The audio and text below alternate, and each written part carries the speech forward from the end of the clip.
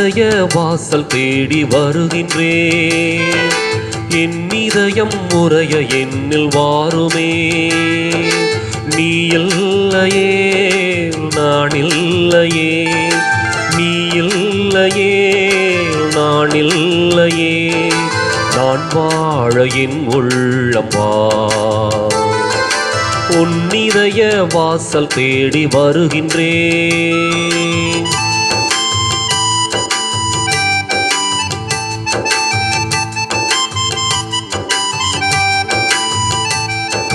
காலங்கள் மாறலாம், கோலங்கள் மாறலாம், காற்றசைய மறக்கலாம், கடலசைய மறக்கலாம். காலங்கள் மாறலாம், கோலங்கள் மாறலாம், காற்றசைய மறக்கலாம், கடலசைய மறக்கலாம். உன்னன்பு என்றென்று மாறாதையா, உன்னன்பு என்றென்று மாறாதையா. உன் இதய வாசல் தேடி வருகிறேன். என் இதயம் உறைய என்னில் வாருமே. நீ இல்லையே நான் இல்லையே, நீ இல்லையே நான் இல்லையே, நான் வாழ என் உள்ளம் வா. உன் இதய வாசல் தேடி வருகின்றேன்.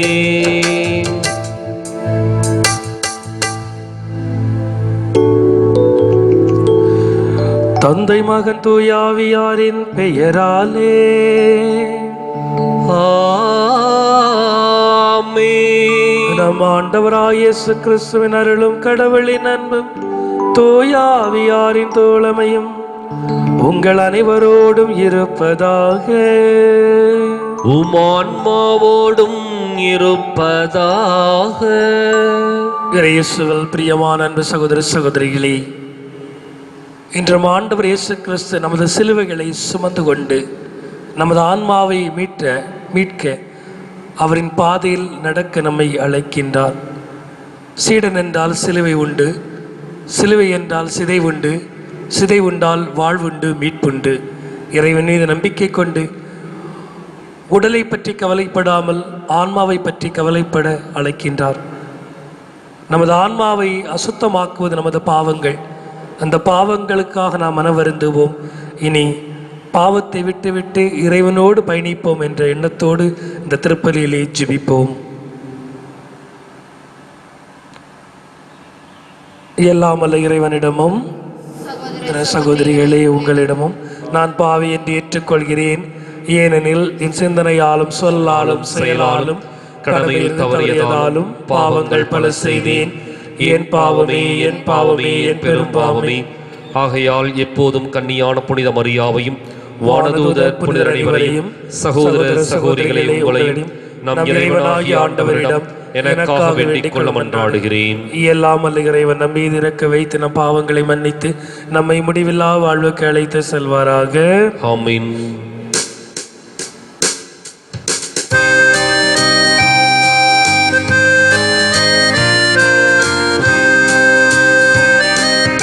ஆண்டவரே இரக்கமாயிரும், ஆண்டவரே இரக்கமாயிரும். கிறிஸ்துவே இரக்கமாயிரும், கிறிஸ்துவே இரக்கமாயிரும்.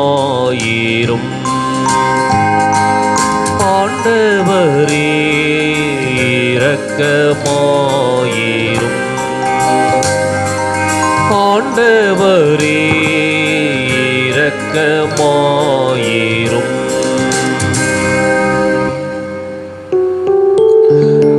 மன்றாடுவோமாக. ஆண்டவரே உம்மை நோக்கி மன்றாடும் அடியார்களாகிய எங்களுடன் இருந்து உமது கனிவிரத்தை இரக்கத்தை என்றும் எங்கள் மீது பொழிந்தருளும். இவ்வாறு எங்களை படைத்து வழி நடத்துக நீரே என பெருமை கொள்ளும் எங்களுக்காக நீர் படைத்தவற்றை புதுப்பித்தவற்றை பாதுகாத்தருள்வீராக. உம்மோடு துயாவியில் இறைவனாம் என்றென்று வாழ்ந்து ஆட்சி செய்கின்ற எங்கள் ஆண்டவரும் உம் திருமகனாகிய இயேசு கிறிஸ்து வழியாக உம்மை மன்றாடுகிறோம். ஆமென்.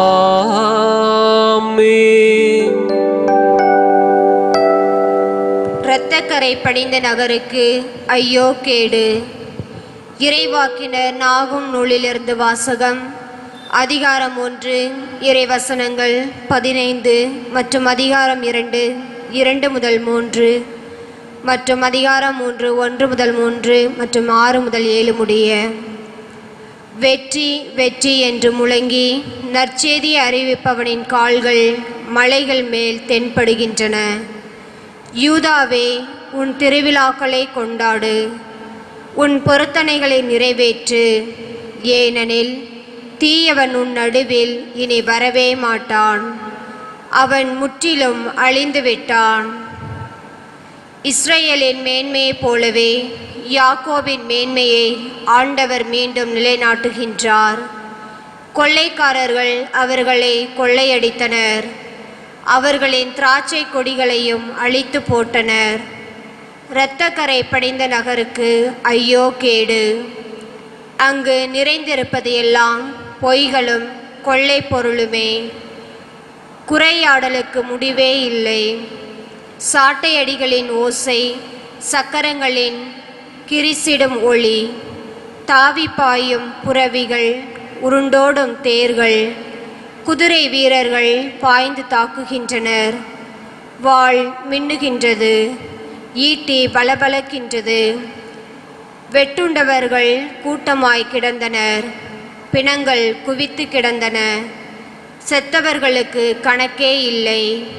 அந்த பிணங்கள் மேல் மனிதர் இடறி விழுகின்றனர். அருவருப்பானவற்றை உன்மீது எறிவேன், உன்னை இகழ்ச்சியுடன் நடத்தி பகடிப் பொருட்களாக்குவேன். உன்னை நோக்குவோர் எல்லோரும் உன்னிடமிருந்து பின்வாங்கி, நினிவே பாலமாய் போனது, அவளுக்காய் புலம்புவோர் யாரேனும் உண்டா என்று சொல்வார்கள். உன்னை தேற்றுவோரை எங்கே தேடுவேன்?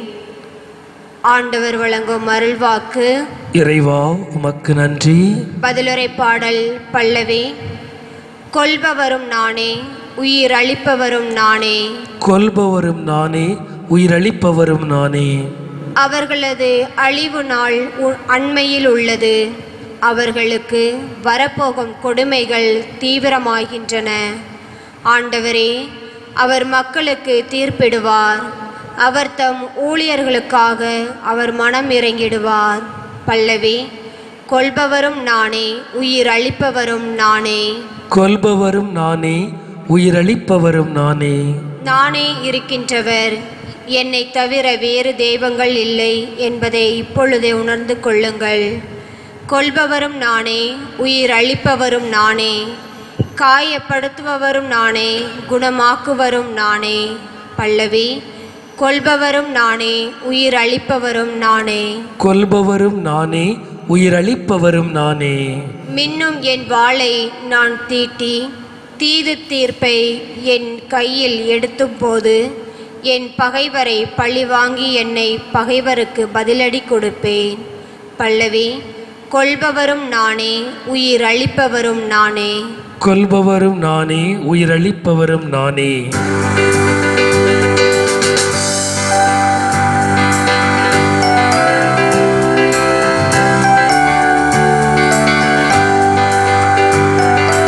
அல்லேலூயா, அல்லேலூயா, அல்லேலூயா, அல்லேலூயா, அல்லேலூயா, அல்லேலூயா, அல்லேலூயா, அல்லேலூயா.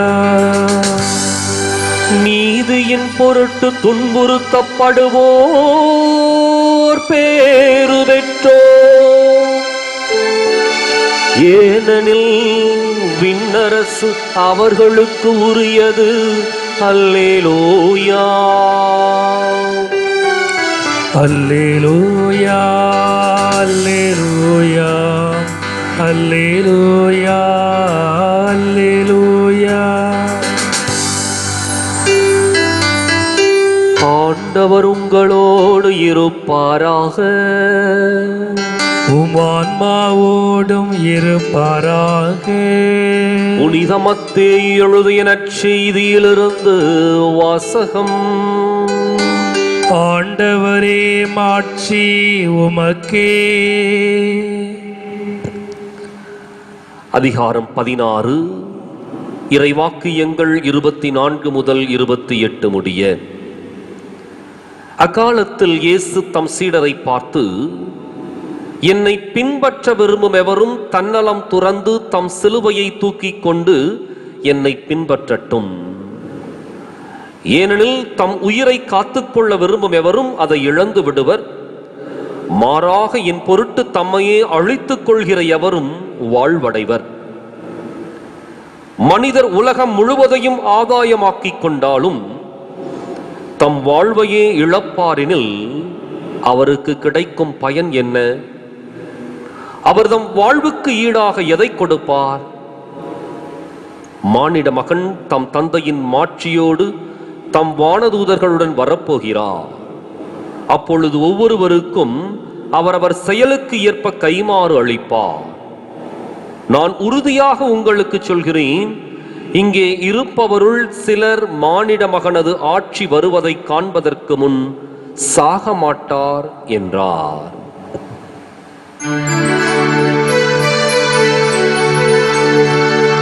ஆண்டவரின் அருள்வாக்கு. கிறிஸ்துவே, உமக்கு புகழ்.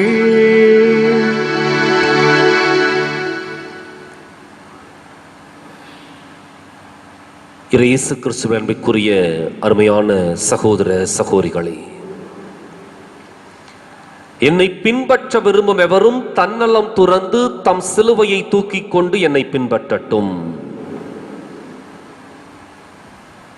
இயேசு சிலுவை என்ற வார்த்தையை அவர் அழகாகவும் அற்புதமாகவும் சிறப்பாகவும் சரியாகவும் பயன்படுத்துகின்றார். இயேசு இந்த வார்த்தையை சொல்லுகின்ற பொழுது தன்னுடைய சீடர்களுக்கு அவர் கொடுத்த அழைப்பு என்ன அப்படின்னா, அந்த இயேசுவோடு சேர்ந்து நாம் பயணப்பட வேண்டும் என்ற ஒரு எண்ணம். எனவேதான் அந்த வார்த்தையை பயன்படுத்துகின்ற பொழுது சிலுவை என்ற அந்த வார்த்தை இயேசுனுடைய லட்சியத்தில் ஒன்றாக இருந்தது. அவருடைய வாழ்க்கையோடு இந்த சிலுவை என்கின்ற அந்த அனுபவம் பின்னி பிணைந்திருந்தது.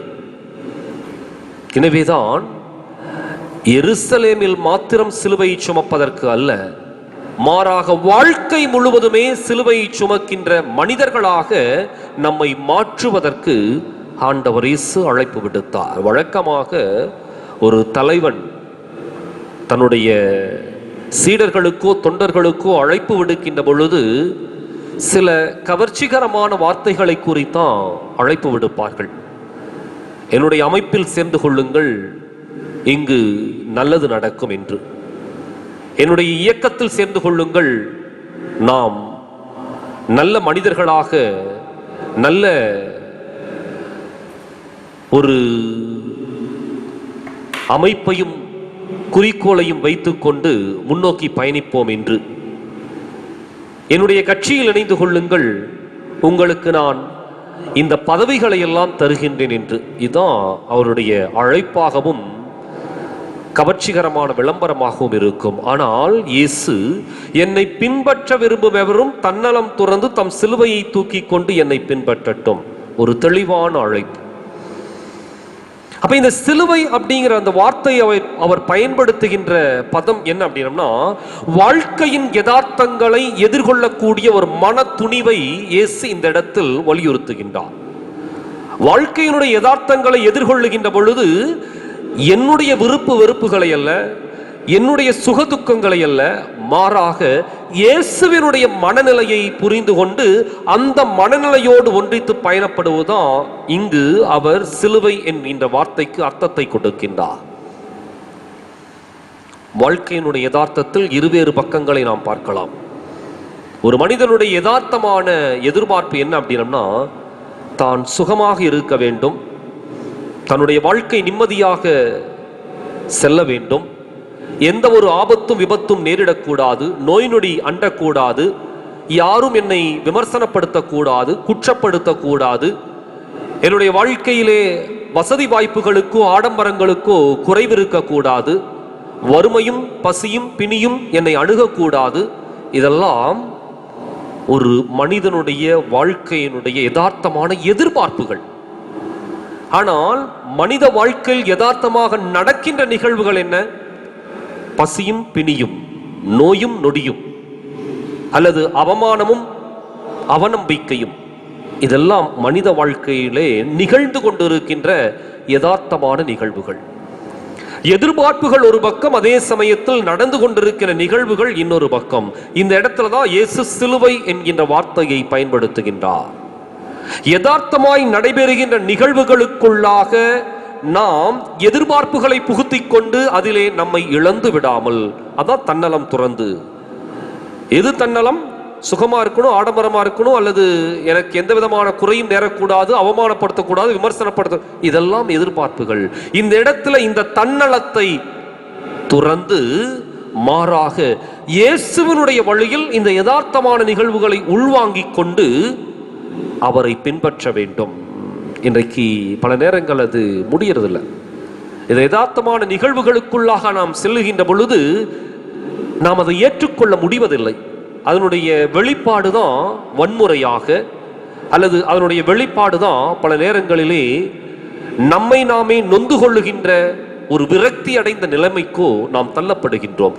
வாழ்க்கையே வெறுத்து போய்விடுகின்றது, அல்லது வாழ்க்கையில் அடுத்தவர்களை வன்முறைக்கு நாம் உட்படுத்துகின்றோம். இதான் நடைபெறுகின்ற நிகழ்வு. ஆனால் இயேசு அதை வென்றெடுக்கக்கூடிய ஒரு வழிமுறையை நமக்கு கற்றுக் கொடுக்கின்றார்.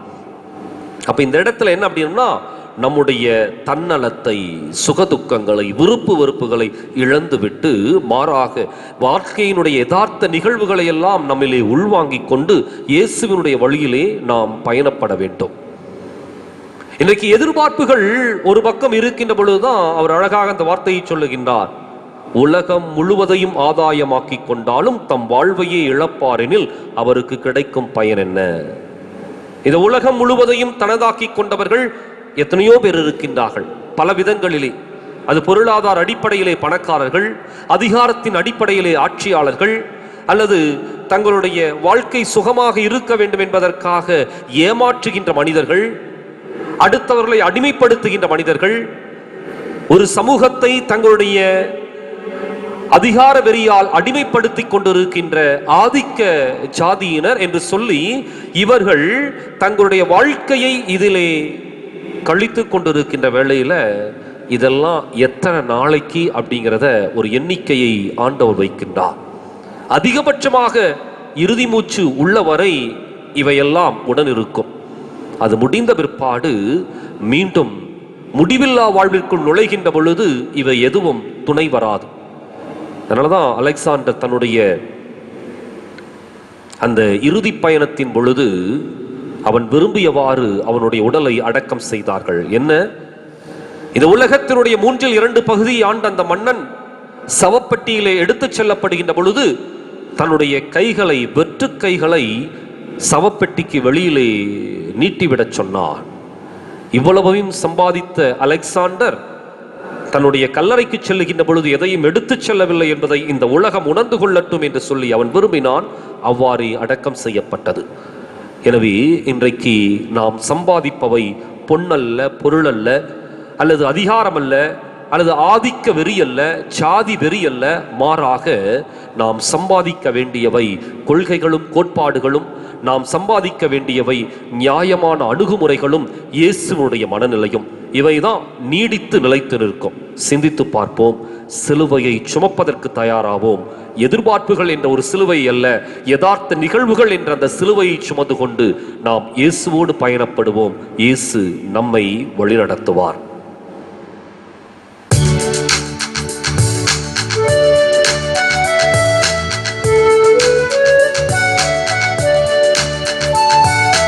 தெய்வீக பலியில் உறவாடும் தெய்வமே, தெய்வீக பலியில் உறவாடும் தெய்வமே, உன்னோடு பலியாக நானும் இணைகின்றே. காணிக்கை ஏற்றிடுவாய், காணிக்கை ஏற்றிடுவாய். தெய்வீக பலியில் உறவாடும் தெய்வமே,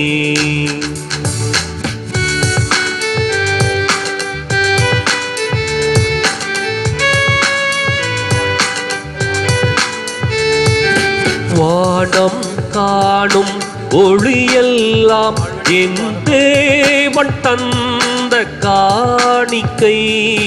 வானம் காணும் ஒளியெல்லாம் என் தேவன் தந்த காணிக்கை. மேகம் சிந்தும் துளியெல்லாம் என் தேவன் தந்த காணிக்கை. இந்த நினைவில் எந்தன் வாழ்வை காணிக்கை தந்தேன் உன் மலர்பாதம். தெய்வீக பலியில் உறவாடும் தெய்வமே. அன்பு சகோதர சகோதரி, உங்களுடைய என்னுடையமான திருப்பலி எல்லாமல் ஆண்டவருக்கு ஏற்றதாகும்படி ஜெபியுங்கள். ஆண்டவர் தமது பெயரின் புகழ்ச்சிக்காகவும் ஆட்சிக்காகவும் நமது நன்மைக்காகவும் புனித திரு அவை அனைத்து நலனுக்காகவும் உமது கையிலிருந்து பலியை ஏற்றுக்கொள்வாராக. ஆண்டவரே, இக்காணிக்கைகளை கனிவுடன் புனிதப்படுத்தியருள உம்மை வேண்டுகின்றோம். இந்த ஆன்மீக பலியின் காணிக்கையை ஏற்று எங்களை உமக்கு நிலையான கொடையாக மாற்றுவீராக. எங்கள் ஆண்டவராம் கிறிஸ்து வழியாக உம்மை மன்றாடுகிறோம். ஆமென். ஆண்டவர் உங்களோடு இருப்பாராக, உம் ஆன்மாவோடும் இருப்பாராக. இதை எங்களை ஆண்டவரிடம் எழுப்புங்கள். ஆண்டவரிடம் எழுப்பியுள்ளோம். நம் இறைவனாகிய ஆண்டவருக்கு நன்றி கூறுவோம். அது தகுதியும் நீதியுமானதே. ஆண்டவரே, எக்காலத்தில் உம்மை புகழ்ந்துரைப்பதும் எல்லாவற்றுக்கு மேலாக எங்கள் பாஸ்காவாகிய கிறிஸ்து பலியான இச்சிறப்பான காலத்திலே வாழ்க்கையிலே உம்மை இன்னும் மிகுதியாய் வாழ்த்தி போற்றுவதும் மெய்யாகவே தகுதியும் நீதியுமாகும் எங்கள் கடமையும் மீட்புக்குரிய செயலுமாகும். ஏனெனில் பழையன அழைக்கப்பட்டு வீழ்ச்சியுற்ற படைப்பு அனைத்து புதுப்பிக்க பெற்றது. எங்கள் வாழ்வும் கிறிஸ்துவில் சீரமைக்கப்பட்டு நிறைவு பெறுகின்றது. ஆகவே பாஸ்கா மகிழ்ச்சி பொங்க அனைத்துலகின் மாந்தரையும் அக்களிக்கின்றன. அவ்வாறு ஆற்றல் மிக்கோர் அதிகாரம் கொண்ட தூதர்களும் முதுமாட்சியை புகழ்ந்து பாடி முடிவின்றி சொல்வதாவது: தூயவன் தூயவன் தூயவன், வான்படைகளின் கடவுளாம் ஆண்டவர். விண்ணகமும் மண்ணகமும் உமது மாட்சியால் நிறைந்துள்ளன. உன்னதங்களிலே ஓசானா. ஆண்டவர் பெயரால் வருகிறவர் ஆசி பெற்றவர். உன்னதங்களிலே ஓசானா. அம்மையப்பனே இறைவா, நீர் மெய்யாகவே தூயவர், தூய்மை அனைத்திற்கும் ஊற்று. ஆகவே உம்முடைய தூயாவியை பொழிந்து இக்காணிக்கைகளை தூய்மைப்படுத்த வேண்டுகிறோம். இவ்வாறு எங்கள் ஆண்டவர் இயேசு கிறிஸ்துவின் வாழ்வு தரும் திருவுடலாகவும் மீட்பளிக்கும் திருக்கிண்ணமாக எங்களுக்கு இவை மாறுவனவாக. அவர் பாடுபட உளம் கனிந்து தம்மை கையளித்த போது அப்பத்தை எடுத்து நன்றி செலுத்தி அதை பிட்டு தம் சீடருக்கு அளித்தவர் கூறியதாவது: அனைவரும் இதிலிருந்து பெற்று உண்ணுங்கள், ஏனெனில் இது உங்களுக்காக கையளிக்கப்படும் என் உடல்.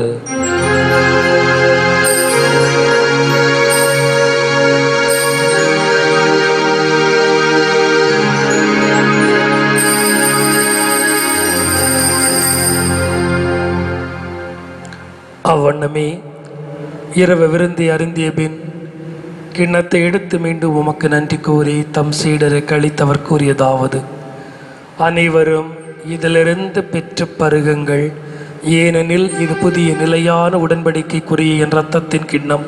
இது பாவ மன்னிப்புக்கென்று உங்களுக்காகவும் பலருக்காகவும் சிந்தப்படும். இதை நினைவாக செய்யுங்கள்.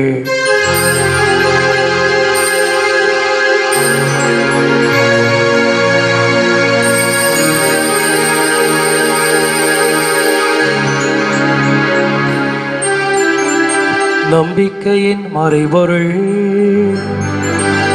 ஆண்டவரே, நீர் வரும் அளவும் உமது இறப்பினை அறிக்கையிடுகின்றோம்.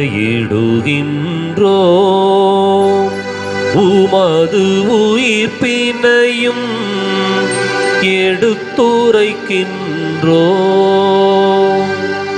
ஆகவே ஆண்டவரே, நாங்கள் கிறிஸ்துவின் இறப்பினையும் உயிர்ப்பினையும் நினைவு கூர்ந்து வாழ்வு தரும் அப்பத்தை மீட்பளிக்கும் கிண்ணத்தை உமக்கு ஒப்புக் கொடுக்கின்றோம். உன் திருமண நன்றி ஊழியம் புரிய தகுந்தோல் எண்ணங்களை ஏற்றுக்கொண்டு எனவே உமக்கு நன்றி செலுத்துகிறோம். மேலும் கிறிஸ்துவின் உடலிலும் இரத்தத்திலும் பங்கு கொள்ளும் எங்களை தூய ஆவியார் ஒன்று சேர்க்க வேண்டும் என்று உம்மை தாழ்மையுடன் மன்றாடுகிறோம்.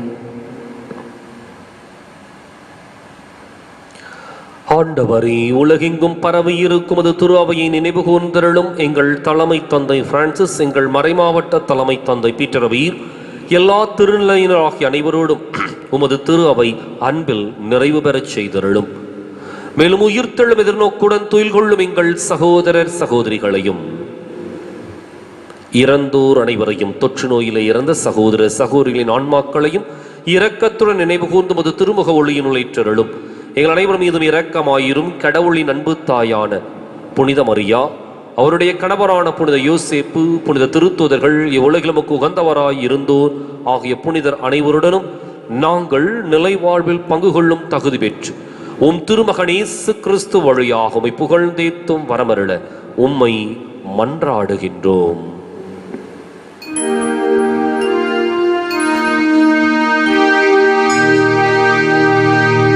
இவர் வழியாக இவரோடு இவரில் எல்லாம் வல்ல இறைவனாகிய தந்தையே, பரிசுத்த ஆவியில் ஒன்றிப்பில் எல்லா புகழும் மாட்சியும் என்றென்றும் உமதே.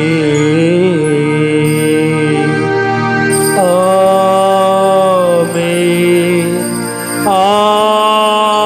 ஆமென், ஆமென்.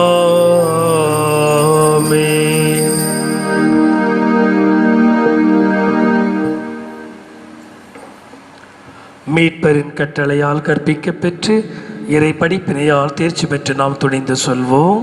விண்ணுலகில் இருக்கிற எங்கள் தந்தையே, உமது பெயர் தூயதென போற்ற பெறுக. உமது ஆட்சி வருக.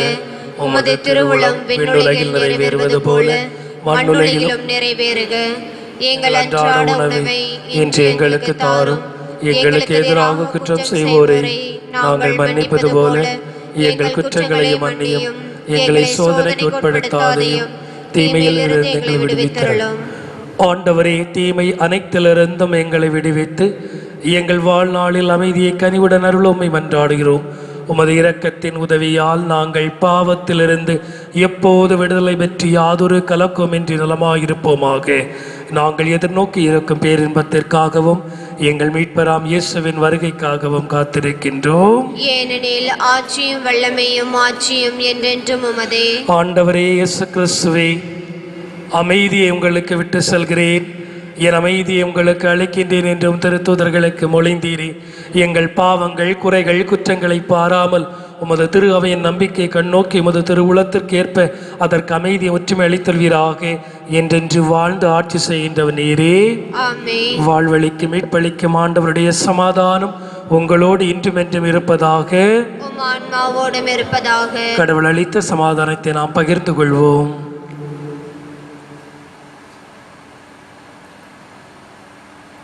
உலகின் பாவங்களை போக்கும் இறைவனின் செம்மறியே, எங்கள் மேல் இரக்கமாயிரும். உலகின் பாவங்களை போக்கும் இறைவனின் செம்மறியே, எங்கள் மேல் இரக்கமாயிரும். உலகின் பாவங்களை போக்கும் இறைவனின் செம்மறியே, எங்களுக்கு அமைதி அளித்தருளும். அன்பு சகோதர சகோதரிகளே, இதோ இறைவனின் செம்மறி, இதோ நமது சிலுவைகளை சுமந்து நமது ஆன்மாவின் மீட்பிற்காக பாடுபட அழைத்த நம் ஆண்டவர் இயேசு கிறிஸ்துவின் வாழ்வு தரும் திருவுடலும் மீட்பு தரும் திருக்கிண்ணமும் இந்த ஆண்டவரின் முடிவில்லா விருந்திற்கு அழைக்க பெற்று நாம் பெயர் பெற்றோர். ஆண்டவரே, நீர் என் இல்லத்தில் எழுந்தருள நான் தகுதியற்றவள்.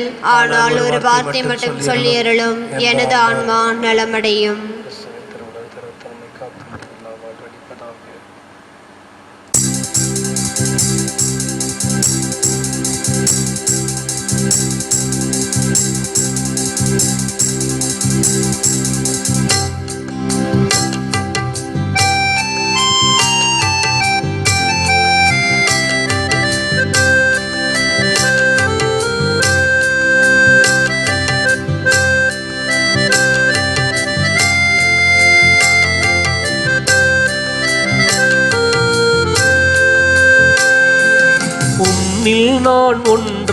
நினைவாக உயிரே நீ என்றால் என்னில் வா என் மன்னவா,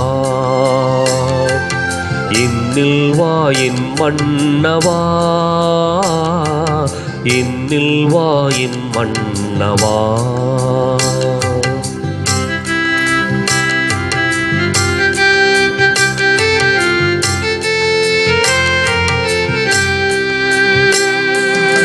நினைவாக சொல்லாக செயலாக எனில் வாழ் துணையாள நீ அல்லவா. நினைவாக சொல்லாக செயலாக எனில் வாழ் துணையாள நீ அல்லவா. என்னை நாளும் பிரியாமல் உயிரோடு உயிரா இணைகின்ற என் மன்னவா. என்னை நாளும் பிரியாமல் உயிரோடு உயிரா இணைகின்ற என் மன்னவா, இணைகின்ற என் மன்னவா. உன்னில் நான் ஒன்றாக உயிரே நீ என்றால் என்னில் வா என் மன்னவா, என்னில் வா என் மன்னவா, என்னில் வா என் மன்னவா.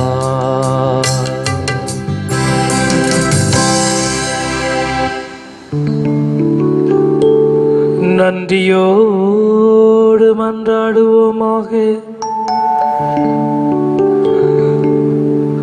ஆண்டவரே, விண்ணகை கொடைகளால் புதுப்பிக்க பெற்ற நாங்கள் உமது முடிவில்லா உதவியையும் உடனிருப்பையும் பெற்றுக்கொள்ள செய்தருளும். எங்களை என்றும் கனிவுடன் காக்க தவறாத நீர் நிலையான மீட்புக்கு எங்களை தகுதியுள்ளவர்களாக ஆக்குவீராக. எங்கள் ஆண்டவராம் கிறிஸ்து வழியாக உம்மை மன்றாடுகிறோம். ஆமென். ஆண்டவர் உங்களோடு இருப்பாராக.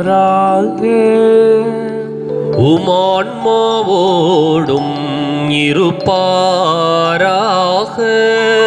எல்லாம் வல்ல இறைவன் தந்தை மகன் தூயாவியாரின் வழியாக நம் அனைவரையும் ஆசீர்வதிப்பாராக.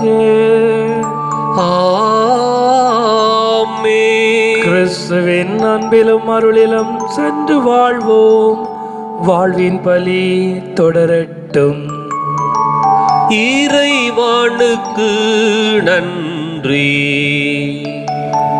வலது வாய்க்காலுக்கான ஜெபம். அன்பு தந்தையே இறைவா, அன்பு தந்தையே இறைவா, கேளுங்கள் கொடுக்கப்படும், கேளுங்கள் கொடுக்கப்படும், தட்டுங்கள் திறக்கப்படும், தட்டுங்கள் திறக்கப்படும், தேடுங்கள் கண்டடைவீர் தேடுங்கள் கண்டடைவீர் என்று இறை வார்த்தையில் என்ற இறை வார்த்தையில் நம்பிக்கை வைத்து ஜெபிக்கிறோம். நம்பிக்கை வைத்து ஜெபிக்கிறோம். எம்முடைய வட்டாரத்தை எம்முடைய வட்டாரத்தை மிகவும் பாதிப்புக்குள்ளாக்கி இருக்கிற மிகவும் பாதிப்புக்குள்ளாக்கி இருக்கிற தண்ணீர் பிரச்சனை தீர, தண்ணீர் பிரச்சனை தீர எம்முடைய நீண்டகால திட்டமான எம்முடைய நீண்டகால திட்டமான வலது வாய்க்காலை வலது வாய்க்காலை நிறைவு செய்து கொடுப்பீராக.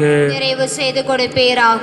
எம்முடைய வட்டாரத்தை எம்முடைய வட்டாரத்தை அழிவினின்றும் அழிவினின்றும் வறட்சியினின்றும் வறட்சியினின்றும் விடுவித்து விடுவித்து எமக்கு தேவையான எமக்கு தேவையான குடி தண்ணீரையும் குடி தண்ணீரையும் விவசாய தண்ணீரையும் கொடுத்து விவசாய தண்ணீரையும் கொடுத்து இப்பகுதியை வளமாக்கி இப்பகுதியை வளமாக்கி எங்கள் வாழ்க்கையை எங்கள் வாழ்க்கையை செழிப்படைய செய்வீராக. செழிப்படைய செய்வீராக. இவற்றை இவற்றை எங்கள் ஆண்டவராகிய எங்கள் ஆண்டவராகிய கிறிஸ்து வழியாக கிறிஸ்து வழியாக உம்மை மன்றாடுகிறோம். உம்மை மன்றாடுகிறோம். ஆமென். ஆமென்.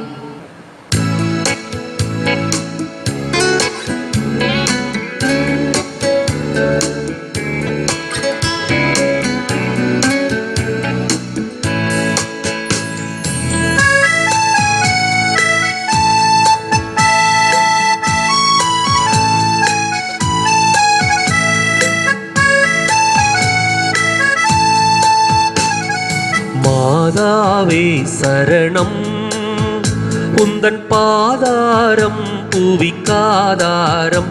கன்னி மாதாவே சரணம், மா பாவம் ஏமை மேவாமல், மா பாவம் ஏமை மேவாமல், காவாயே அருள் ஈவாயே கன்னி மாதாவே சரணம்.